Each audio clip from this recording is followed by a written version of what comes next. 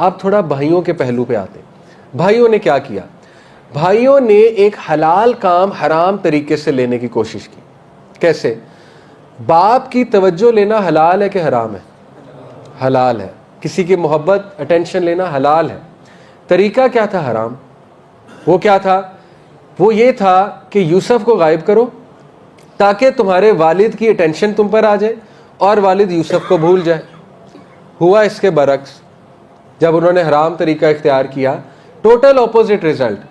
یوسف سے توجہ اور بڑھ گئی 10 ٹائمز, یہاں تک کہ روتے رہے آنکھوں کی بینائی چلی گئی. ہر وقت یوسف یوسف یوسف, یہاں تک کہ بچوں نے یہاں تک کہہ دیا کہ یہ تو سٹھیا گئے ہیں, اللہ معاف کرے, یہ الفاظ بول دیے. ان کو تو سوچتا ہی کچھ اور نہیں ہے یوسف کے علاوہ. تو نہ وہ پرپز اچیو ہوا, نہ ہی دوسرا پرپز اچیو ہوا کہ توجہ ہماری طرف آ جائے. توجہ بھی کس طرف ہے؟ یوسف علیہ السلام کی طرف. ثابت ہوا ان کے ایکشن سے کہ کبھی بھی آپ کو پازیٹیو رزلٹ نہیں مل سکتا حرام طریقہ اختیار کر کے, بلکہ الٹا ملنے کے چانسز زیادہ ہیں. آج نوجوانوں کے لیے بہت بڑا لیسن ہے. دیکھیں, کسی کو پسند کرنا حلال کام ہے, لیکن طریقہ حرام اختیار کریں گے تو کام الٹا ہو جائے گا. ٹھیک ہے, بہت بڑا لیسن. دیکھیں, توکل کرے اللہ پہ. کہاں ہے ہمارا توکل؟ آج میں بہت کھل کے بات کر رہا ہوں. ابھی ریسنٹلی کل میں اسلام آباد تھا, پرسوں فجر پڑھی میں نے, تو ایک بچہ تھا, اس نے مجھے کہا میں نے کچھ سوال آپ سے پوچھنا ہے. مسجد میں پہچان لیا, بڑا کامن سوال ہے ینگسٹر کا, ہم انڈرسٹینڈ کرتے ہیں اور سمپتھائز کرتے ہیں. کو پسند آ جاتا ہے, وہ شادی کرنا چاہتے ہیں, چلو اچھی بات ہے, شادی کرنا چاہتے ہیں, حلال کام ہے. تو لیکن وہ اس نے بڑی عجیب بات پوچھی. اس نے کہا کہ مجھے وہ پسند ہے, اب ان کا رشتہ کہیں اور ہونے جا رہا ہے, تو میں اب ان کو یہ کہہ رہا ہوں کہ آپ اپنے ماں باپ کو بتاؤ کہ آپ مجھے پسند کرتی ہو, لیکن وہ نہیں بتا رہی. تو میں بڑا حیران ہوا. میں نے کہا کہ یہ عورت کی ذمہ داری نہیں ہے, تم مرد ہو, تمہیں چاہیے کہ جا کر باپ سے رشتہ مانگو ڈائریکٹ. یہ کیا طریقہ ہے کہ اس کو انفلوئنس کرنا ایموشنلی کہ تم بتاؤ اپنے باپ کو کہ تم مجھے پسند کرتی ہو. تو یہ طریقہ مناسب نہیں ہے, یہ معروف طریقہ نہیں ہے, ڈگنیفائڈ طریقہ نہیں ہے. تو نوجوانوں کو یہ سمجھنا چاہیے, جب تک ڈگنیفائڈ طریقہ نہیں اپنائیں گے اللہ کی برکت نہیں آئے گی. آپ اللہ کی برکت کے لیے ڈگنیفائڈ وے سے جائیں, آنریبل وے سے جائیں. سورہ البقرہ میں آیت نمبر 238 سے غالباً اللہ کہتے ہیں کہ اللہ جانتا ہے تم جو اپنے دلوں میں چھپائے ہوئے ہو, یعنی اگر کسی کو پسند کرتے ہو. لیکن اللہ نے کہا do not promise them in secret. یہ الفاظ ہیں سورہ البقرہ آیت نمبر 238 ہی ہے غالباً. Do not promise them in secret. ان کو سیکرٹ میں پرومس نہ کرو, ان کو یہ نہ کہو کہ ہاں I am there for you, ان کو ایموشنل اتنا نہ کرو. عورت آپ کو پتہ ہے ایموشنل ہوتی ہے, تو اس کے ایموشنز کا غلط فائدہ نہ اٹھاؤ, بٹ کیا کرو, قولاً معروفہ, جاؤ ان کے ولی کے پاس جاؤ اور معروف طریقے سے ان کا ہاتھ مانگو, معروف طریقے سے بات کرو جا کے. ٹھیک ہے, اسی میں ڈگنیٹی ہے.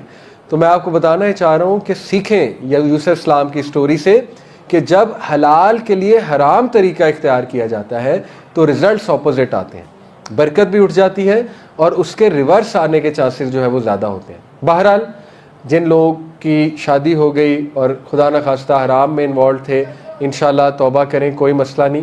ایٹ لیسٹ شادی ہو گئی, الحمدللہ, اللہ غفور رحیم ہے, معاف کرنے والا ہے, اور فیوچر میں ایک اچھی زندگی انشاءاللہ تعالیٰ گزارنے کا عہد کریں, اور انشاءاللہ ایک صالح اولاد کی بھی دعا کریں انشاءاللہ, اور اولاد کی اچھی تربیت کی.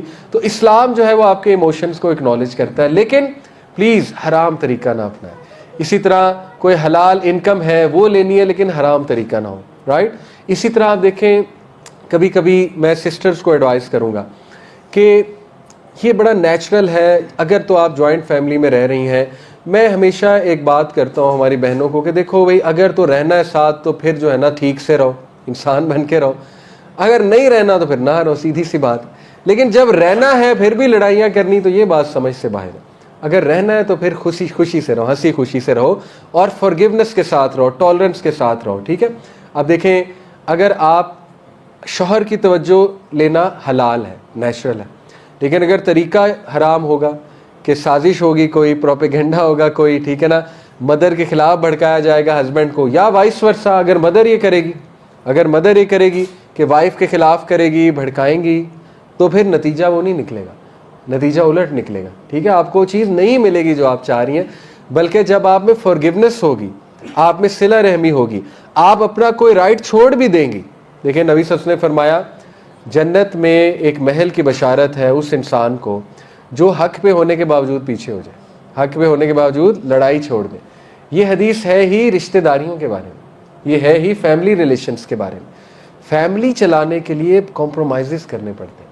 آج ہماری جنریشن سے کمپرومائز کا ایلیمنٹ ختم ہو رہا ہے. 2+2 4 چل رہا ہے. ہر بندہ فیتا لے کر بیٹھا ہوا ہے, انچی ٹیپ لے کر بیٹھا ہوا ہے, ناپ رہے ہیں, میرا یہ رائٹ ہے, میرا یہ رائٹ ہے, میرا یہ رائٹ ہے, مجھے یہ چاہیے. روتھ ہے, لڑکوں میں بھی لڑکیوں میں بھی روتھ آ رہی ہے.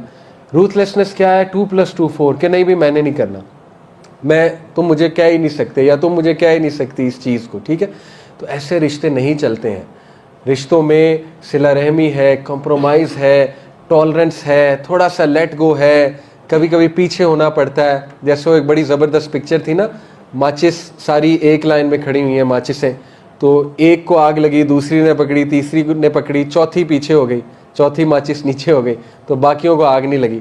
تو نیچے لکھا ہوتا کبھی کبھی پیچھے ہٹنا پڑتا ہے, کبھی کبھی نیچے ہونا پڑتا ہے, اور ایگو کو مارنا پڑتا ہے بڑے فتنے سے بچنے کے لیے, لڑائی سے بچ. اور یہ یوسف اسلام کا کردار تھا کہ وہ پیچھے ہٹے. وہ لڑ سکتے تھے, وہ بھی ایکول ریونج لے سکتے تھے, لیکن ان کا نہیں, میں پیچھے ہٹوں گا تاکہ میرا خاندان ڈسٹرب نہ ہو. اور آگے انہی بھائیوں کو میں نے بتایا اللہ نے نبوت بھی دی. یہ مفسرین کا قول ہے, مفسرین کا ویو ہے, سبحان اللہ, ٹھیک ہے. تو بھائیوں کے اس سے یہ ثابت ہوتا ہے